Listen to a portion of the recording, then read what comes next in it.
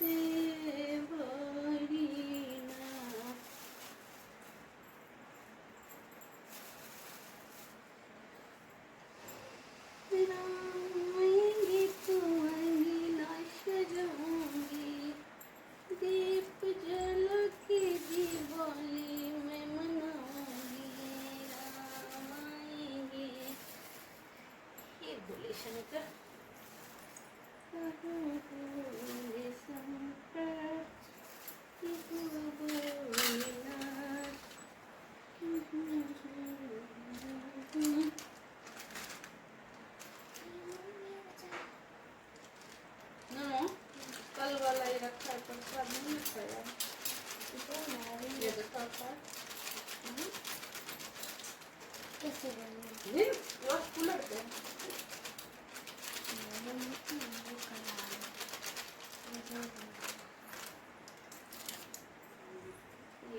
शिवाय, ओम नमः शिवाय, श्री शिवाय नमस्तुभ्यं, श्री शिवाय नमस्तुभ्यं, श्री शिवाय नमस्तुभ्यं, श्री शिवाय नमस्तुभ्यं।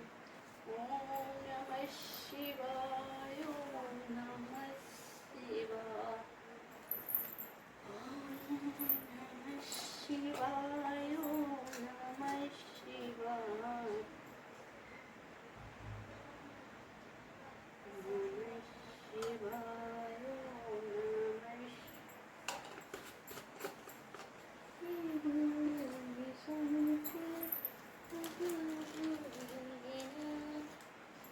तीनों लोक में सबसे बड़ा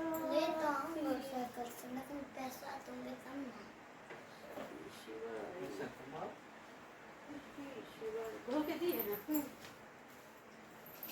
नमः शिवाय, ओम नमः शिवाय, श्री शिवाय नमस्तुभ्यं, श्री शिवाय नमस्तुभ्यं, श्री शिवाय नमस्तुभ्यं।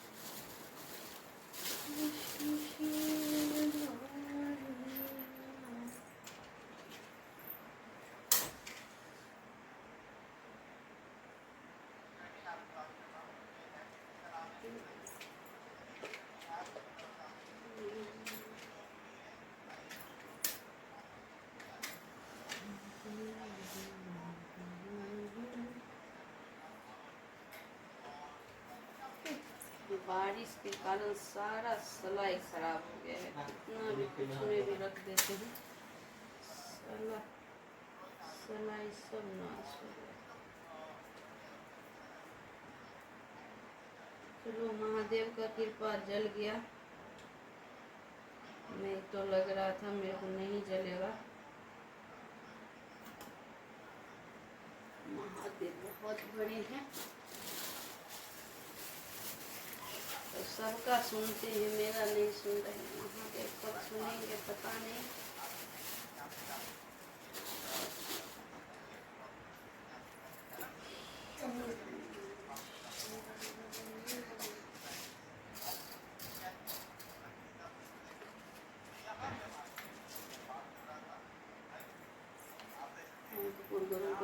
संसार सर्वभुजंगारं सदा वसन्तं हृदयारविन्दं भवं भवानी शरते नमामि। तुमेव माता च पिता तुमेव विद्या दर्दिनं तुमेव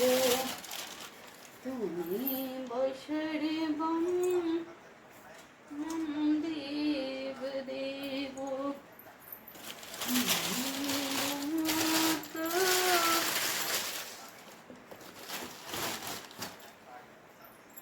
हे भोले शंकर,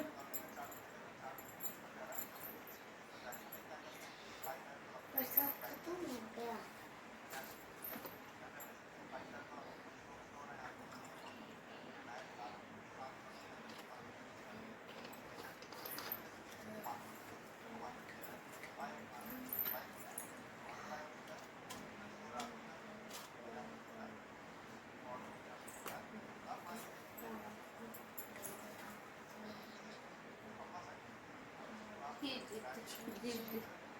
वर्तमान महाराज, जैसे आप सबके पुत्र की रक्षा करते हो, ऐसे भी मेरे भी बच्चे का रक्षा करना माता।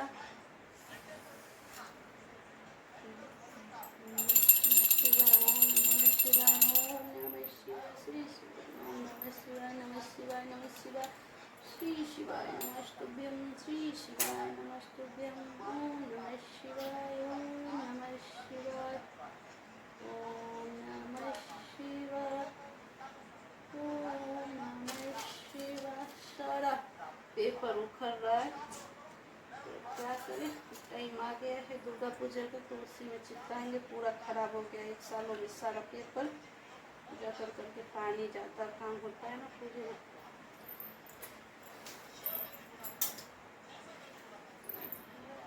कल कर लेना ठीक। अभी नहीं करूँगी। ओम नमः शिवाय ओम नमः शिवाय नमः शिवाय नमः शिवाय शिवाय नमः शिवाय ओम नमः शिवाय शिवाय नमः शिवाय श्री शिवाय ओम नमः शिवाय ओम। हे भगवान,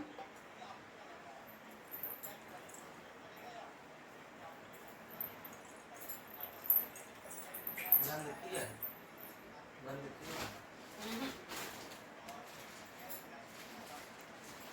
मेरी पूजा हो गई है, तो इधर आओ, इनका कथा सुनते हैं।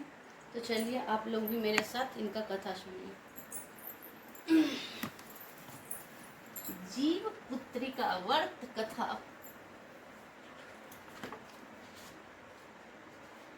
ये नया मम्मा है।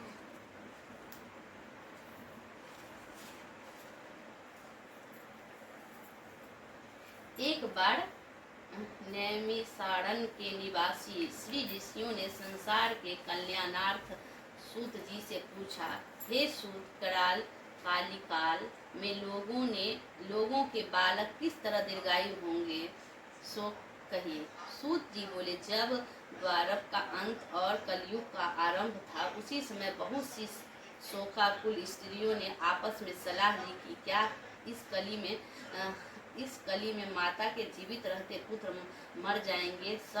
जब वो आपस में कुछ निर्णय नहीं कर सकी, तब गौतम जी के पास पूछने के लिए गई। जब उनके पास पहुंची तो उस समय गौतम जी आनंद के साथ बैठे थे। उसके सामने जाकर उन्होंने मस्तक झुकाकर प्रणाम किया। मंदेश्वर स्त्रियों ने पूछा, हे प्रभु, इस कलयुग में लोगों के पुत्र किस तरह जीवित रहेंगे?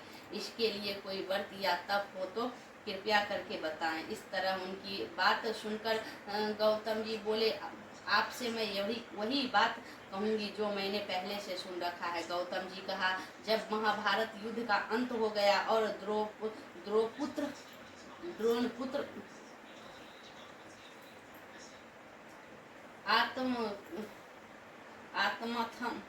अश्वत्थामा के द्वारा अपने बेटों को मारा देखकर सब पांडव बड़े दुखी हुए, तो पुत्र के शोक में व्याकुल होकर द्रौपदी अपने सखियों के साथ ब्राह्मण श्रेष्ठ धौम्य के पास गई और उनसे धौम्य से कहा, हे वीनेंद्र, कौन सा उपाय करने से बच्चों दीर्घायु हो सकते हैं, कृपया करके ठीक ठीक कहिए। धौम्य बोले, सतयुग में सत्वचन बोलने वाले, सदाचार्य करने वाले, धर्म समदर्शी जीमूतवाहन नामक एक राजा था। एक बार वह अपनी स्त्री के अपनी ससुराल गया और वहीं रहने लगा। एक दिन आधी रात के समय पुत्र के शोक के व्याकुल कोई स्त्री रोने लगी, क्योंकि वह अपने पुत्र के दर्शन से निराश हो चुकी थी। उसका पुत्र मर चुका था। वह रोती हुई कहती थी, हाय मुझ बूढ़ी माता के सामने मेरा बेटा मर जा रहा है। उसका रोदन सुनकर राजा मुतवाहक का तो मानो हृदय विदीर्ण हो गया। वह तत्काल उस स्त्री के पास गया और उससे पूछा, तुम्हारा बेटा कैसे मरा है? बूढ़ी ने कहा, गुरूर प्रतिदिन आकर गांव के लड़कों को खा जाता है। इस समय दयालु राजा ने कहा, माता अब तुम रो मत, आनंद से बैठो, मैं तुम्हारे बच्चे को बचाने के यत्न करता हूँ। ऐसा कहकर राजा उस स्थान पर गया जहाँ गुरूर आकर प्रतिदिन मांस खाया करता था। उसी समय गुरूर भी उस पर टूट पड़ा और मांस खाने लगा। जब अतिशय तेजस्वी गुरूर ने राजा का बायां आंख खा लिया तो झटपट राजा ने अपना दाहिना अंड फेर कर गुरूर के सामने कर दिया। यह देखकर गुरुजी ने कहा, तुम कोई देवता हो? कौन हो तुम? मनुष्य हो तो जान पड़ते। अच्छा, अपना जन्म और कुल बताओ। पीड़ा से व्याकुल मन वाले राजा ने कहा, हे परीक्षिराज, इस तरह के प्रसन्न वर्णा व्यर्थ, तुम अपनी इच्छा भर मेरा मांस खाओ। यह सुनकर गुरु रुक गए और बड़े आदर से राजा के जन्म और कुल की बात पूछने लगे। राजा ने कहा, मेरी माता का नाम है शव्या और मेरे पिता का नाम है शालिवाहन। सूर्यवंश में मेरा जन्म हुआ है। मेरा जीमूतवाहन मेरा नाम है। राजा के दयालुता देखकर गुरु ने कहा, हे महाभाग, तुम्हारे मन में जो अभिलाषा है वह वर मांगो। राजा ने कहा, हे पक्षीराज, यदि आप मुझे वर दो रहे हो तो वर दीजिए कि अपने आप तक जिन प्राणियों को खोया है वो सब जीवित हो जाएं। हे स्वाभिमान, आपसे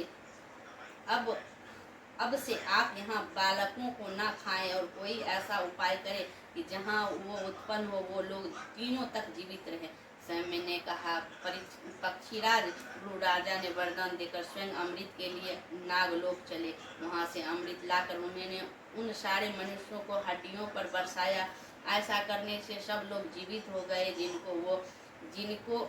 जिनको कि पहले गुरु ने खाया था। राजा ने त्याग और गुरु की कृपा से वहाँ वालों का बहुत कष्ट दूर हो गया। उस समय राजा के शरीर में शोभा दूनी हो गई थी।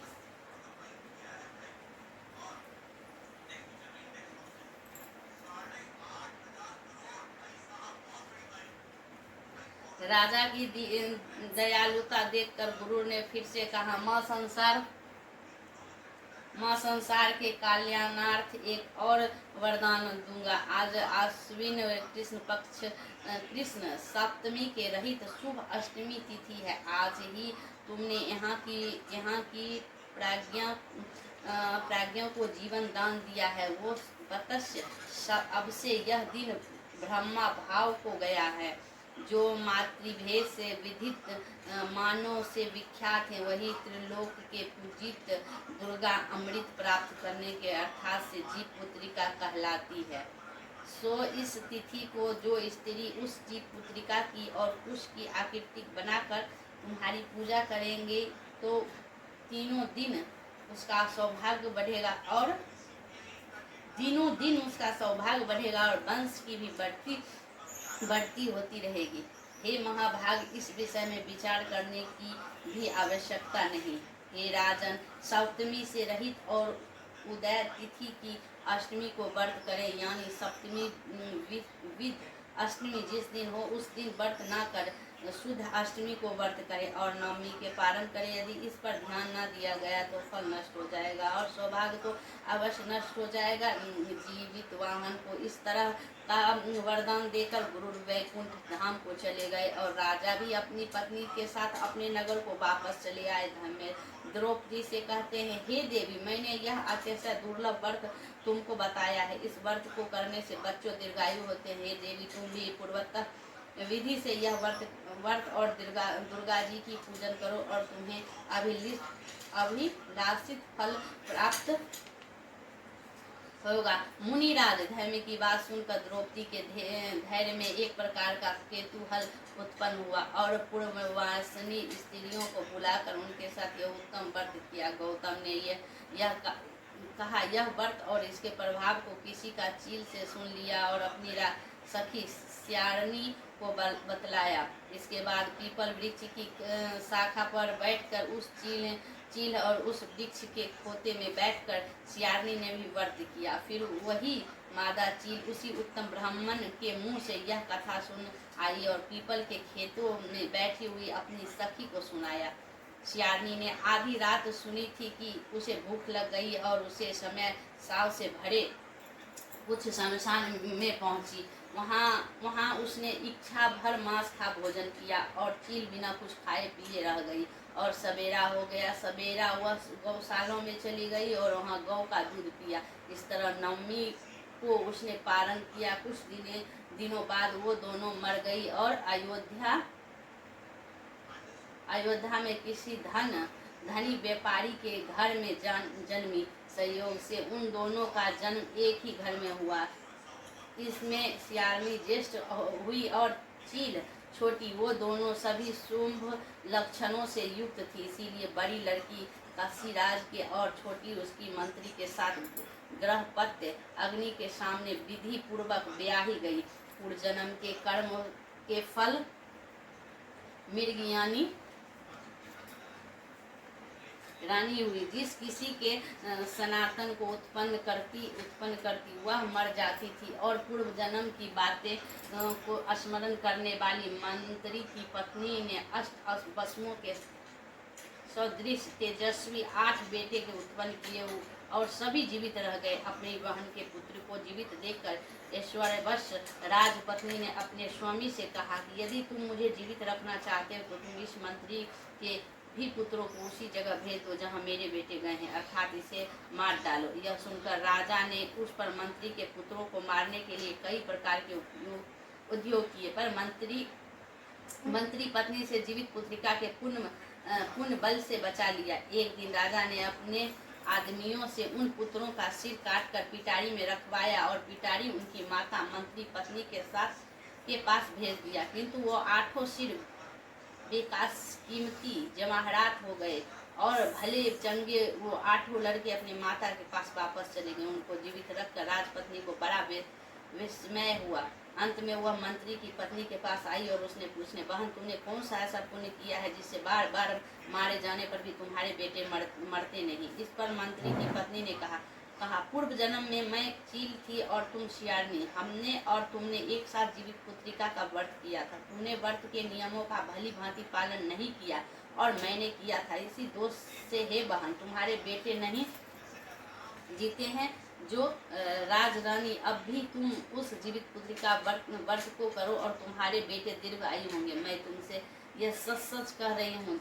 उसके कथानुसार रानी ने व्रत किया और तभी से उसके कई बेटे सुंदर और दीर्घायु होकर बड़े बड़े राजा हुए। सूत जी कहते हैं, इस प्रकार का आनंद देने वाला मैंने यह दिव्य व्रत बतलाया। स्त्रियां चिरंजीवी संतान चाहती है तो विधि पूर्वक यह व्रत करे। जय जीव पुत्रिका माता की जय। हो गया कथा समाप्त। हे माता दुर्गा।